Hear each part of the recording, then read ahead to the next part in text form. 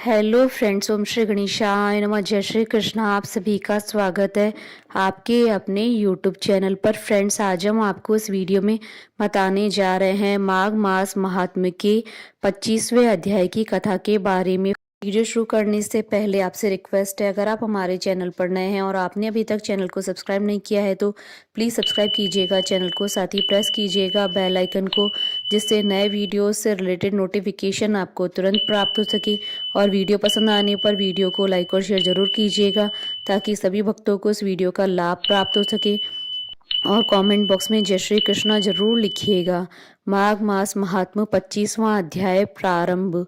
पिशाच कहने लगा कि हे मुनि, केरल देश का ब्राह्मण किस प्रकार मुक्त हुआ, यह कथा कृपा करके विस्तार पूर्वक कहिए। देवदूति कहने लगा, केरल देश में वासु नाम वाला एक वेद पारंगत ब्राह्मण था। उसके बंधुओं ने उसकी भूमि छीन ली, जिससे वह निर्धन और दुखी होकर अपनी जन्मभूमि त्याग कर देश विदेश में घूमता किसी व्याधि से ग्रस्त होकर मृत्यु को प्राप्त हो गया। उसका कोई बांधव न होने के कारण उसकी औदर वैदिक क्रिया नहीं हुई और न ही उसकी दाह क्रिया हुई।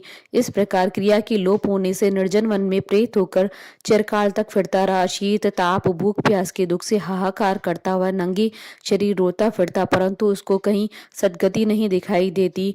सर्वथा दान न देने से वह अपने कर्म के फल को भोगता था। जो लोग अग्नि में आहुति नहीं देते हैं, भगवान का पूजन नहीं करते हैं, वे आत्मविद्या का अभ्यास नहीं करते, अच्छे तीर्थों से विमुख रहते हैं। जो लोग दुखी लोगों को स्वर्ण वस्त्र तांबूल रत्न फल तथा जल नहीं देते तथा छल कपट से जीविका प्राप्त करने वाले, दूसरों तथा स्त्रियों का धन हरने वाले, पाखंडी कुटिल चोर, बाल व्रत तथा आतुर और स्त्रियों पर निर्दयता करने वाले, आग लगाने वाले, विष देने वाले, झूठी गवाही देने वाले, कुमार्ग पर चलने वाले, माता पिता भाई बहन संतान तथा अपनी स्त्री का त्याग करने वाले, जो सब तीर्थों में दान लेते हैं, पालन करने वाले, स्वामी को त्यागने वाले, गौर तथा भूमि के चोर, वेदों की निंदा करने वाले तथा द्रोह करने वाले, प्राणियों की हिंसा करने वाले, देवता गुरु की निंदा करने वाले, यह सभी बारंबार प्रेत पिशाच राक्षस तथा बुरी योनियों में जन्म लेते हैं।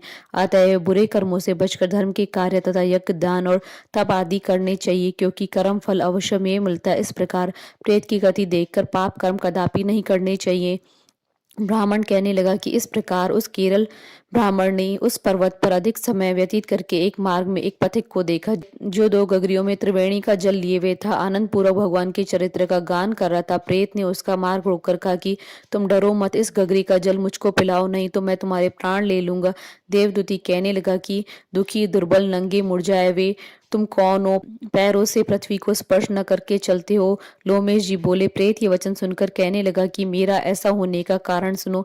मैंने कभी ब्राह्मणों को दान नहीं दिया, अत्यंत लोभी क्रियाहीन, दूसरे के अन्न से पलने वाला। मैंने कभी किसी को भिक्षा नहीं दी, नहीं दूसरे के दुख से दुखी हुआ। प्यासे प्राणियों को मैंने कभी जल नहीं पिलाया। मैंने कभी छाता जूता दान नहीं किया, नहीं किसी को जल का पात्र पान या औषधि किसी को दी।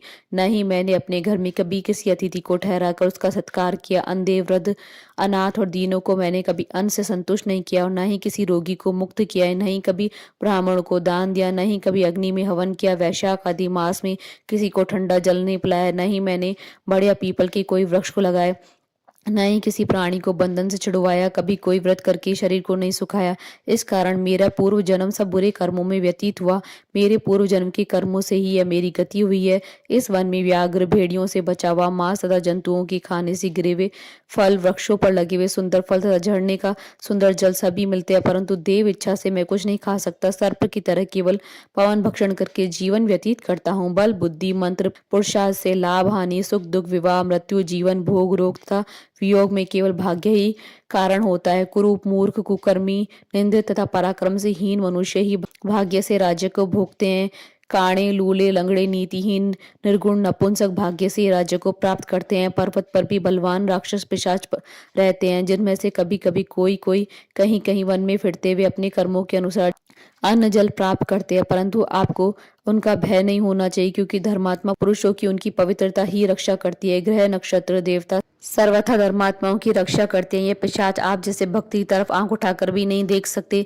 जो नारायण भगवान की भक्ति से पवित्र रहता है, उसको प्रेत पिशाच पूतना कोई बाधा नहीं दे सकते। भूत पेताल पिशाच गंधर्व काकनी शाकनी ग्रह रेवती यज्ञ मात्र ग्रह भयंकर ग्रह कृत्या सर्प कुष्मांड तथा दूसरे दुष्ट जंतु पवित्र वैष्णव की तरफ देख नहीं सकते, जिसकी जीवा पर गोविंद का नाम हृदय में वेद तथा श्रुति विद्यमान है, जो पवित्र और दानी है, उसको कभी भय नहीं हो सकता। हे ब्राह्मण, इस प्रकार कर्मों का फल भोगता हुआ मैं यहाँ रहता हूँ, ऐसा सोचकर मैं शोक नहीं करता। एक बार मैं ज्वालनी नदी के किनारे पर गया था। वहां पर घूमते हुए मैंने सारस के वचनों को सुना। इति श्री माघ मास महात्म 25वां अध्याय संपूर्ण। बोलिए भगवान श्री हरि विष्णु जी की जय, सनातन धर्म की जय।